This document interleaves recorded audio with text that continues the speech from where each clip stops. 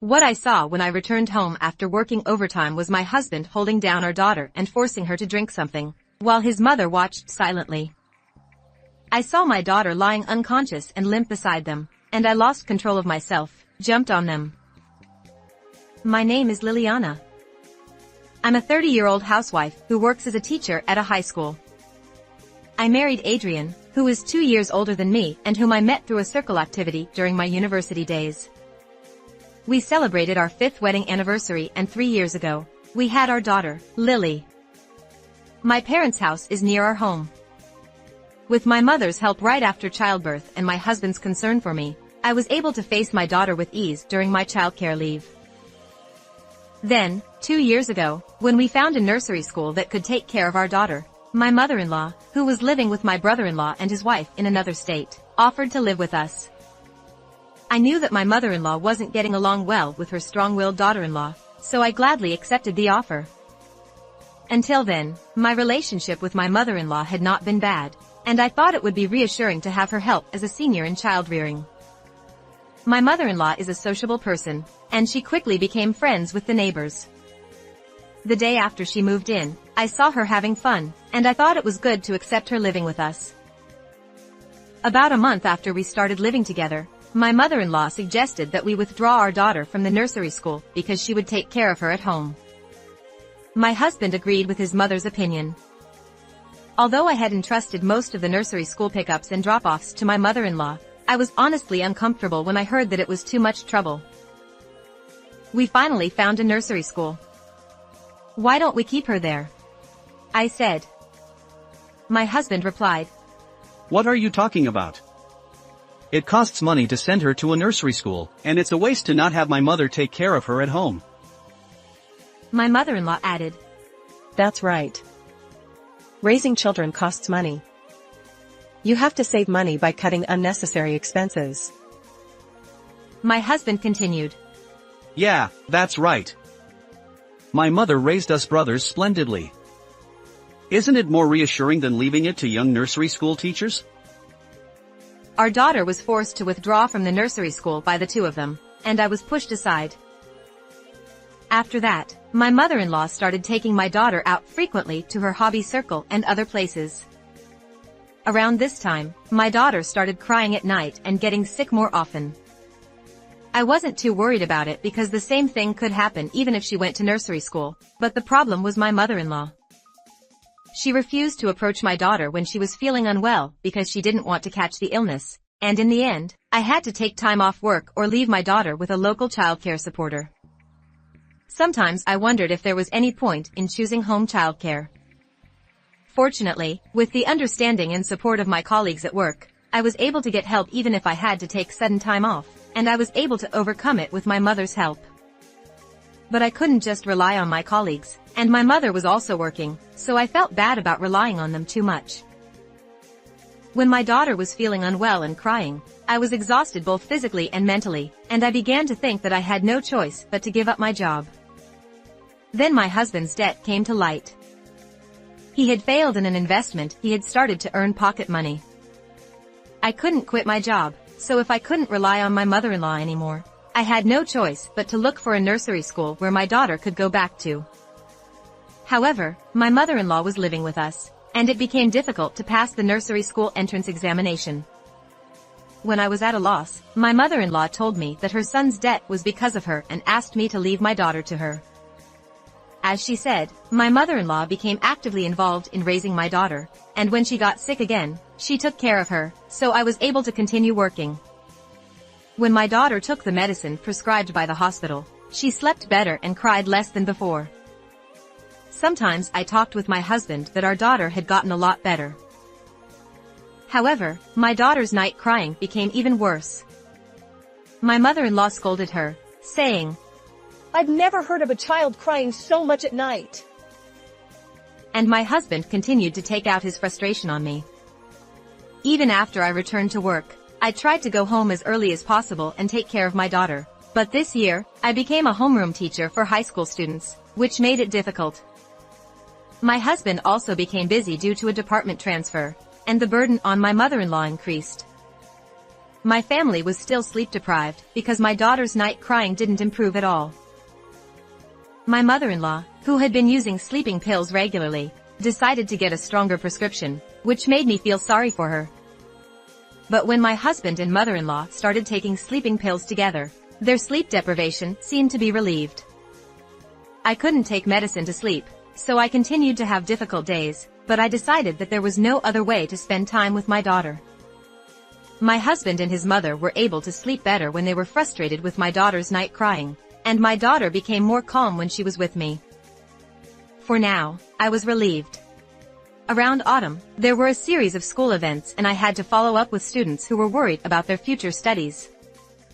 I couldn't take time off, and my daughter's night crying worsened again. I had to apologize to my husband and mother-in-law and beg them to stop taking sleeping pills.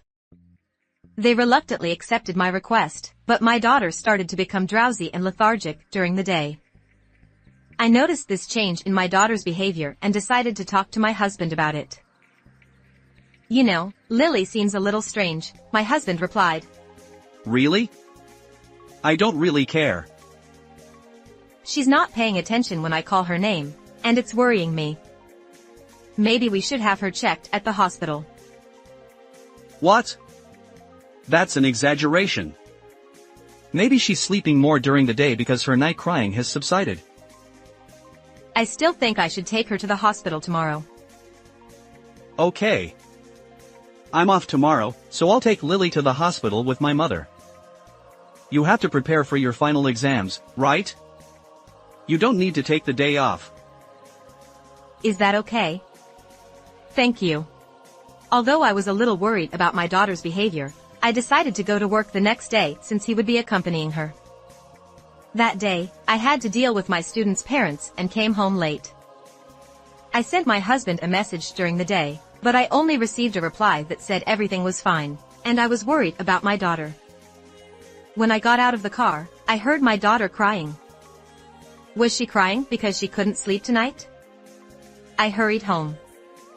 When I entered the house, the bedroom door was open, and I could hear my daughter crying and my husband shouting. "You don't have to shout even if you're frustrated," I thought as I entered the bedroom. What I saw was my husband holding down my daughter and forcing her to drink something. My mother-in-law was just looking at my daughter next to him, looking annoyed. I saw my daughter flailing her arms and legs violently under my husband's body and let out a silent scream. The next moment, I punched my husband in the face and slapped my mother-in-law's cheek. What are you doing? After both of them held their cheeks for a moment, they started to criticize me for holding my daughter. What are you doing? What kind of person are you? You hit us out of nowhere. Shut up. You're a father who holds down a 3-year-old child, and you're a grandmother who just watches it happen. You both deserve it. My husband and mother-in-law were silenced by my unusual behavior. My daughter, who I thought had stopped crying, took shallow breaths and went limp in my arms. "What did you give Lily to drink?" Medicine. "What kind of medicine?" It's just medicine. Right, Mom? Yes. It's what we got from the hospital. I held my daughter and looked for the medication instructions. There was no medicine prescribed today. There shouldn't be any over-the-counter medicine that my daughter can drink, let alone any leftover medicine from before.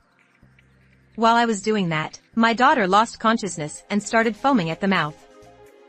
I called an ambulance on my smartphone while giving first aid to my daughter, but she never regained consciousness.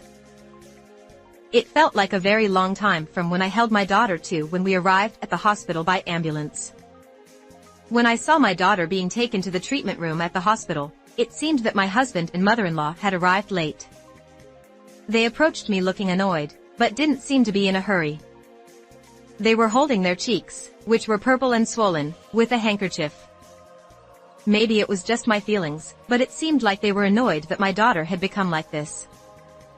I confirmed that my husband was standing next to me and asked again what he had given my daughter to drink. Sleeping pills? He said, glaring at me as if it were nothing. Sleeping pills. Is it normal to prescribe sleeping pills to children? I was surprised and exclaimed because I had heard that using sleeping pills on young children is done under the supervision of doctors or nurses. No. It's medicine prescribed to mom. My husband replied. What? Did you give her adult medicine? It was a hassle to crush it and dissolve it in water to make it easier to drink. He said. But it helped her sleep well. It seemed like you were busy with work, so I thought I'd help you out. Is this the first time you've given her sleeping pills? When she was sick with a cold before, she slept well after taking medicine from the hospital. I remembered that and started giving her sleeping pills to help her sleep. What are you guys thinking, giving such things to a child? It can't be helped. I'll get sick if I don't sleep at night. My husband said. I have a constitution that requires me to take sleeping pills, but I couldn't do that because of that child. My mother-in-law said. Are these people really the same human beings in front of me? Giving adult medicine, let alone crushing tablets, to put a young child to sleep is far beyond my common sense, and I couldn't even speak. The reason why Lily's night crying doesn't stop is because you don't discipline her, right? That's right. You're always spoiling her, so she's so selfish. Even though you can't thank me and my mother enough, you do something like this. Jeez, I can't stand it anymore. The husband strokes his cheek again. That's my line. Huh? When the husband tried to grab me, a young man in a white coat appeared from behind and glanced at us with a stern face. This is a hospital. Please refrain from speaking loudly. Sorry. This rubbish is. Not rubbish, she is. But, if she had just kept quiet without arguing, my son wouldn't have raised his voice so much, would he? The male doctor sighed heavily at the words of the husband and mother-in-law and continued with a stern expression. No, it was a story that made me want to argue even though I'm a doctor. Is it true that you gave your child sleeping pills? What's wrong with that? What's wrong? It's not nothing. I can't just stay silent when I hear that you gave adult medicine to a young child. The husband and mother-in-law were a little taken aback by the doctor's angry tone, but they soon had a look of dissatisfaction on their faces. We were suffering from the child's night crying. You can't understand how we feel since you're not the one involved. Certainly, there are many people who are struggling with a child who cries at night. However, giving your daughter sleeping pills is not a reason to put her in danger. What are you talking about? It's medicine prescribed by the hospital, isn't it? It's safe. No. Sleeping pills prescribed for adults are dangerous for children. You don't have that kind of knowledge, do you? Well, the doctor who prescribed it and the pharmacist didn't say anything about it. It is a well-known fact that you should not transfer medicines prescribed to others. We prescribe medication after assessing the patient's condition. If you give a person the wrong medication, it can be life-threatening. I wouldn't know that unless you explained it to me. That's right. If you're going to be so noisy, you should explain it. Then it's the hospital's fault if something happens to my daughter. Stop it already. Don't just make excuses all the time, both of you. A low voice escaped my mouth at the attitude of them who did not show a repentant attitude. Lily's situation is undoubtedly your responsibility. We didn't know, did we? It's not that you didn't know. You just didn't try to find out. If you think about it a little, you can understand that you shouldn't do such a thing without being explained. I can't imagine a daughter-in-law talking back to her husband in my day. Huh? If the wife can't correct the mistake of the husband who put my child in danger, I'll quit as a wife. Well, today's daughter-in-law is just like this. Certainly, I have worked, so it is true that I have caused trouble for my mother-in-law. That's right. You know how much we've suffered from night crying. But wasn't it my daughter who was suffering? Without thinking about the cause of night crying, you took her around and didn't even look at her when she got sick. But old people like me can't afford to catch a cold. I see. So you forgot that children are not just cute. I'm fed up. Hey! You too. My husband and daughter's father, who don't even try to think about anything other than themselves, are not necessary for us. What you did to your daughter was assault. Be prepared to take appropriate action by filing a complaint.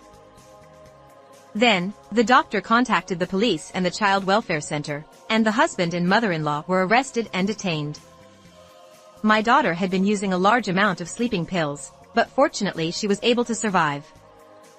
I divorced my husband and received my home as compensation, but sold it and moved. The former husband was charged with assault against his daughter. Since I did not agree to a settlement, he was sentenced to prison as it was. Now, my daughter has completely stopped crying at night and has no after effects of sleeping pills, and is living with the help of my parents. I am just happy to see my daughter's healthy appearance. How was this story? Please subscribe to the channel as well. Let's meet again in the next video.